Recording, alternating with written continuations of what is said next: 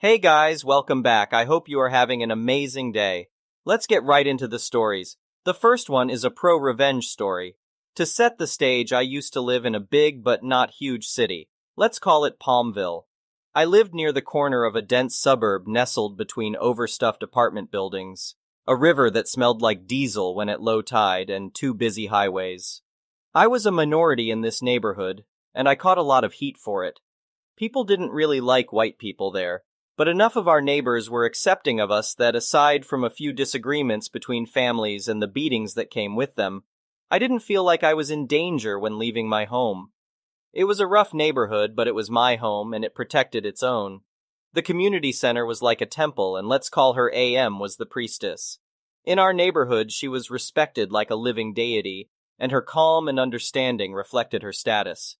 I never once saw her behave without a strong moral code. And the final piece to set this stage, our former landlord.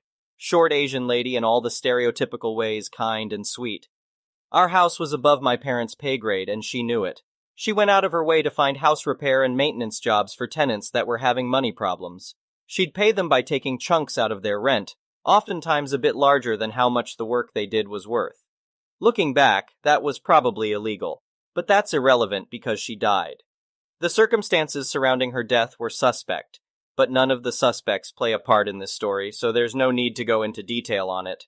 Her sons, who wanted nothing to do with real estate, took over the business. They couldn't make heads or tails of how she managed to float books with so much red in them and began dumping properties. Ours was on that list. I harbor no ill will towards them and still wish them the best. But the guy who bought the house entered the sociopath and today's victim. This guy wasted no time in making our lives hell. His first action was to raise the rent. Apparently, when the account changed hands, he was allowed to update the rent to modern pricing. We'd been there for several years, and were paying below market even from the onset, so this was a huge blow by itself. The second blow came when he said that the rent had to be ready, in full, on the first of every month. No partial payments, no work to reduce it, no extensions. Full rent on the first of the month, or an eviction notice on the second. This was hemorrhaging our savings, but we were surviving for the moment. Meanwhile, AM had lobbied hard for the city to co-fund a revival project to renovate the entire aging suburb, and she succeeded. One street at a time had conga lines of work trucks almost every day, and people were getting old leaky pipes replaced, sinkholes in yards patched, fences repaired, paint renewed. It was an amazing thing, and an enticing thing for the sociopath. Being at the corner of the neighborhood, our house was on the last street on the list, and Sociopath wanted us out so he could relist the house after renovation. He never said this directly, but multiple conversations made his intent clear even for 10-year-old me. Random inspections, overhyping of minor problems with the house, even so far as trying to bring us up on completely false animal abuse charges because our cat was attacked by what we believe was a raccoon, and he tried to claim we did it. Yeah, because a vet can't figure out the difference between knife wounds and a mauling. We read the writing on the wall and began preparations to move. We decided to move in with my oldest brother in a place I'll call Banjo Land. Most of us had moved except my other brother, who stayed behind because he still had a lot of social ties in Palmville, and his new job meant if he cut corners, he could keep paying sociopaths inflated bills. Well, despite his best efforts, he came up $20 short 1 month. And Sociopath jumped on it. He had 30 days. We made the 400-mile trip from Banjo Land to Palmville to get the rest of our stuff. And I can't say as I approved of my brother's living conditions, but I guess that's beside the point. The month passed rather uneventfully. I guess Sociopath figured he'd won, so there was no need to burn the gas to drive out and gloat. The neighborhood had learned what was going on, and that was the first time I'd ever been back in that neighborhood where I didn't get a single call-out. A single glare, a single racist remark. Everybody behaved reverently. It was kind of disturbing in all honesty. I guess people in lower incomes all know what eviction means and felt like I was having a bad enough time already. Well, 20 days later, he says it's time to leave. We still had a week left, but it didn't matter. We didn't have the money to try fighting it with a lawyer. AM descended from the heavens and bought us a couple of extra days, but it was evident he really, really wanted us out. Possibly because the work trucks were now 1 street away. The last time I ever saw the house I grew up in, Workmen were throwing my childhood possessions into a large bin when we supposedly still had 3 days left to leave. Everything that follows is a collection of information I got through the grapevine and phone calls with people present at the events. Immediately, Sociopath moved into the house himself. Why, you may ask? People who owned the homes they were living in were getting the full cost of renovations comped by the city. He figured that by moving in himself, he'd be able to get this house he bought at liquidation price renovated for free and flip it. AM was having none of it. She explained to him that at the time the revival project was approved, that house was a rental lot and they can't change the budget now. She then explained to him that the partial cost coverage that had been approved for the lot was in our name, not his, and he wasn't eligible for partial cost comping either. He'd have to pay every penny himself, and since the entire neighborhood was getting a facelift, he was required to at least renovate the exterior. Otherwise, she'd see the house condemned as an eyesore or dilapidated or whatever the legal term is. He went really cheap on the renovations, basically put in new carpets and a coat of paint. This would later come to bite him in the ass. He then began trying to sell the house in earnest. The neighborhood remembered what he'd done. There were vandalisms when nobody was there, and loud noises from the neighbors when people were there to look at the house over, and any time a prospective buyer asked around, they got the full stink eye from anybody they talked to. They made sure he simply couldn't get that house sold at market value. After 3 months of this, he lowered the listing price. Then a month later, he lowered it again and finally got a bite. AM personally made sure he had to file every single piece of paperwork before it changed hands. Every single part of the house had to be inspected thoroughly. And that's when Karma herself caught up with him. In his hasty and cheap renovations, he'd somehow damaged the pipes. Black mold. AM remembered how he'd treated us, and she decided to pay him back in kind. I never heard how exactly she pulled it off, but she managed to delay him getting the news about the black mold being discovered for several days, long enough that by the time he did get the news, he didn't have enough time left to try getting it cleaned or make a last-ditch effort to save the house. The house was condemned days later. In their final act, AM and members of the neighborhood filed every single complaint and injunction they could, and arranged for him to be compelled by the city to demolish the house immediately, a cost he had to pay out of his own pocket. He tried to destroy a family and broke laws just to make some quick cash, and instead was left fighting a year-long legal battle and ended up losing thousands. The neighborhood remembers, the neighborhood punishes. The next one is an entitled people story. Hey there, my name is Sarah, and I have a story to tell about my neighbor Jessica.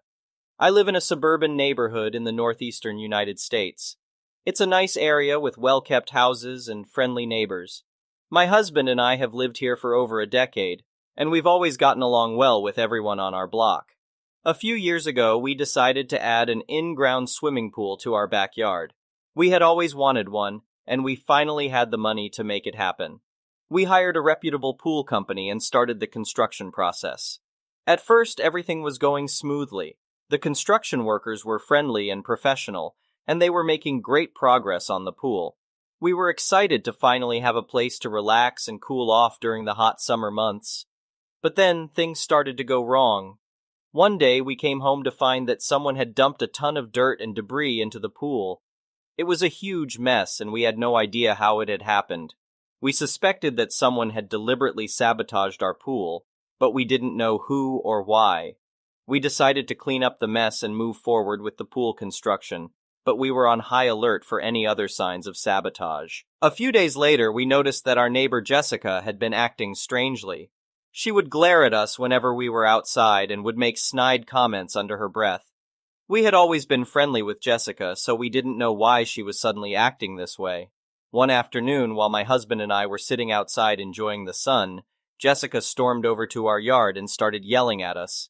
She accused us of putting the pool on her property and demanded that we take it down immediately. We were shocked and confused. We had made sure to follow all the necessary regulations and had the property surveyed before starting the construction. We knew that the pool was on our property, not hers. But Jessica was relentless. She kept insisting that the pool was on her property and threatened to take legal action if we didn't remove it. We tried to reason with her and show her the property survey, but she wouldn't listen. Finally, we decided to hire a lawyer to help us deal with the situation. We didn't want to escalate things, but we also didn't want to be bullied out of having our dream pool. After a few weeks of back and forth with Jessica and her lawyer, it was determined that the pool was indeed on our property. We were relieved, but also frustrated that we had to go through all this trouble to prove something that was so obvious. The pool construction was completed without any further incidents, and we were finally able to enjoy it.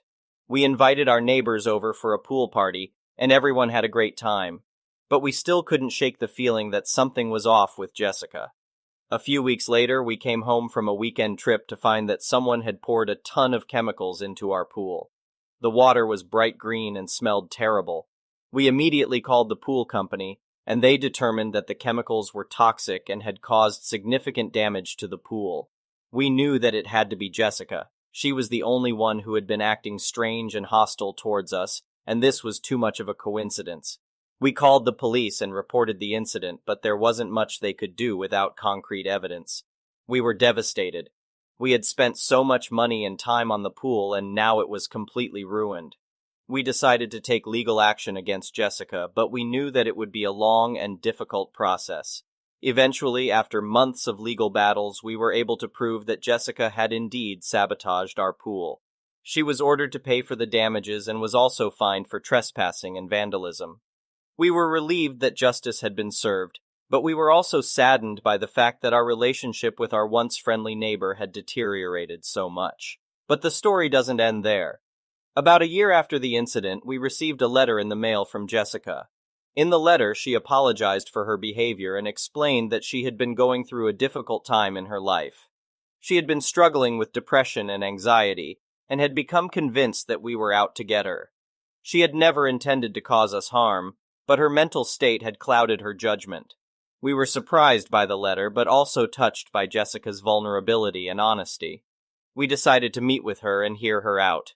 We had no intention of becoming friends with her again, but we wanted to give her a chance to explain herself and make amends. We met with Jessica at a local coffee shop, and she opened up to us about her struggles. We listened and offered support and encouragement. It was a difficult conversation, but also a healing one.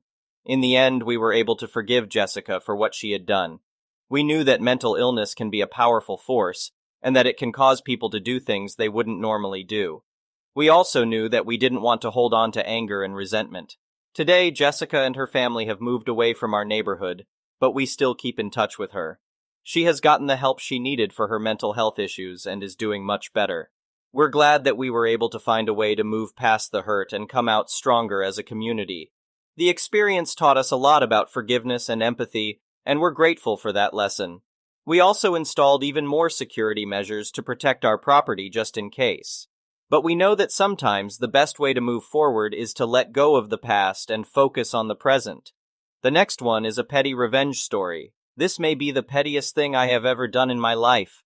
I'm a pretty petty person, and I also believe in malicious compliance, but this takes the cake. So, I bought a condo in a building in a large city in the US about 2.5 years ago.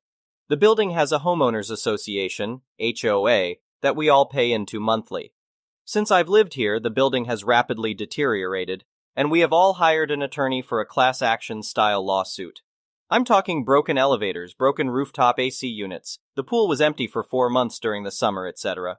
The people in the building are great, though, and we are a friendly bunch. Last year, I took the HOA to small claims court because they failed to provide financial documents that show us how our fees are being spent.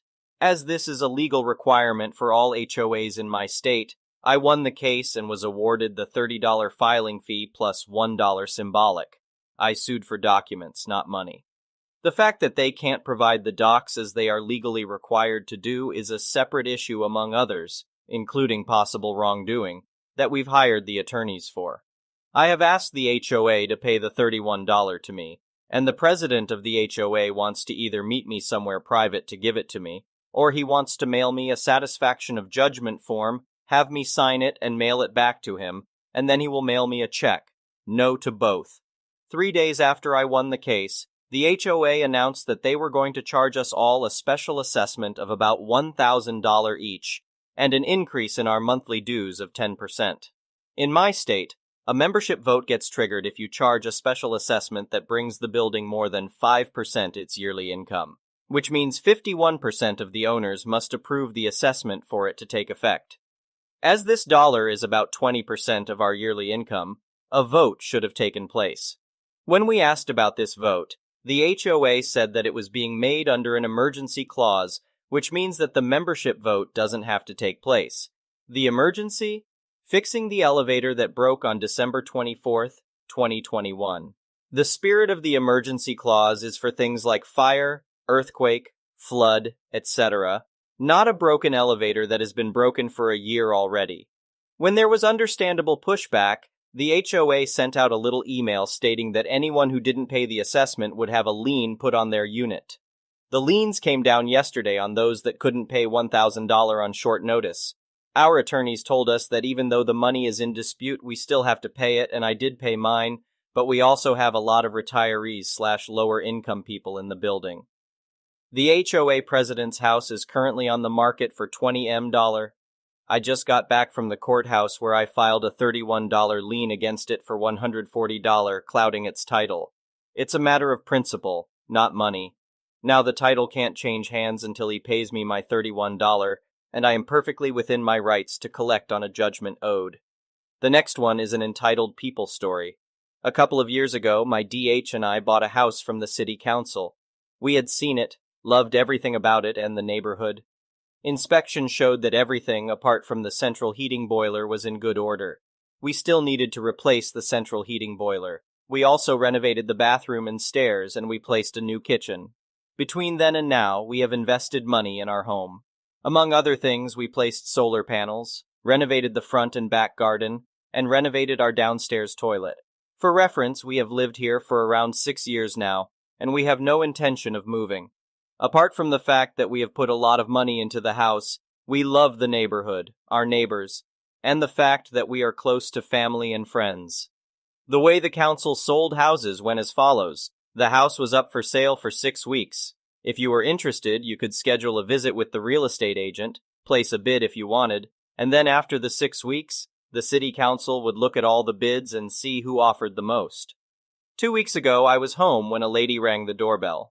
She introduced herself and told me that when the house came up for sale all those years ago, she and her husband were interested. They could see the potential, but their bid was rejected.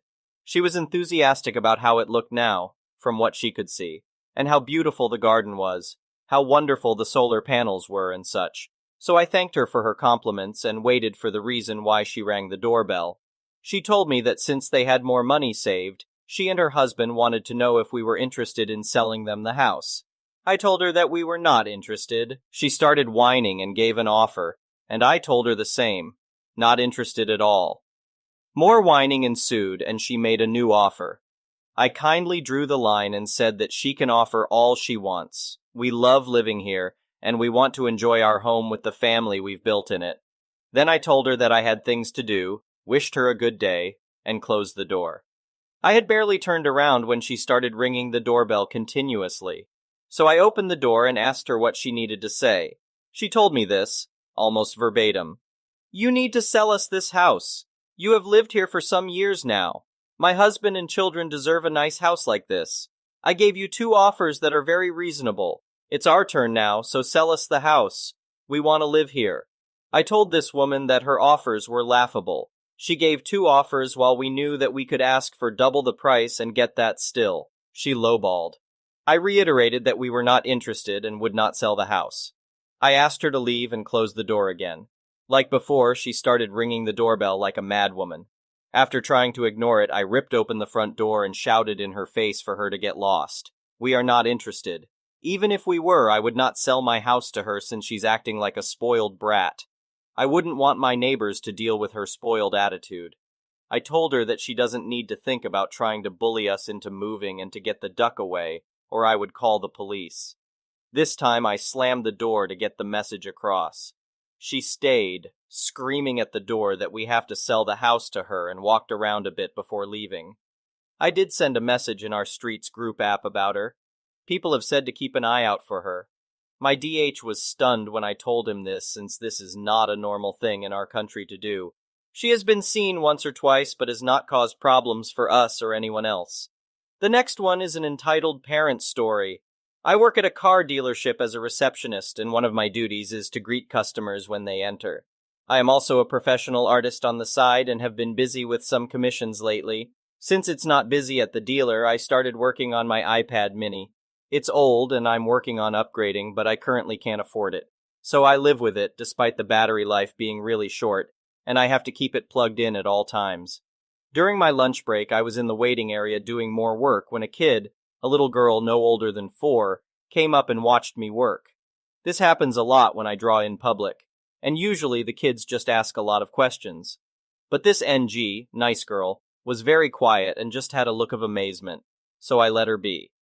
Her mother, the EM in the story, was nearby at a salesman's desk working on purchasing a new car, which is a long and no doubt boring process.